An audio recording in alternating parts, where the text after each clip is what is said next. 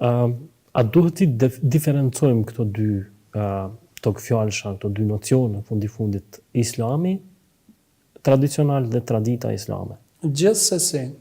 mirë po duhet së pari nga ata të cilët mundohen ta përdorin këtë shprehje, atëherë duhet me të vërtetë të mundohen ta sqarojnë ata se çka po dëshirojnë me këtë term. Qofse dëshirojnë, domethënë, një islam tradicional, atëherë ne e pasojmë një islam tradicional, për arsye se ne e pasojmë këtë islam ashtu siç gjenerat pas gjenerate është domethënë pasur dhe është trasu ky islam deri tek pejgamberi alayhis salam. Mirë, po nëse dëshirojnë me islam tradicional synojnë shkollën juridike hanefite,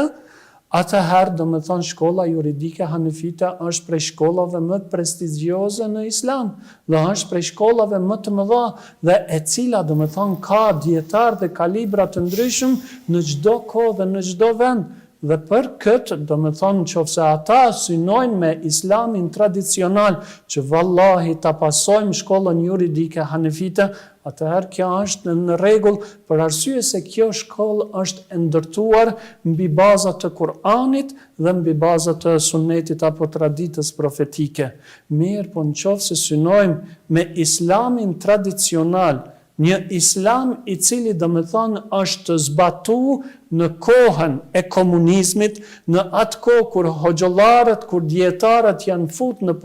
burgje, janë kalbur në to apo kanë vdekur brenda qelive, një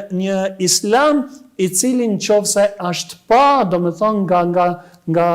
ky sistem, atëherë nëse është pa një praktikant i fesë apo një person i cili i kryen ritualet fetare, atëherë domethënë është denu apo është domethënë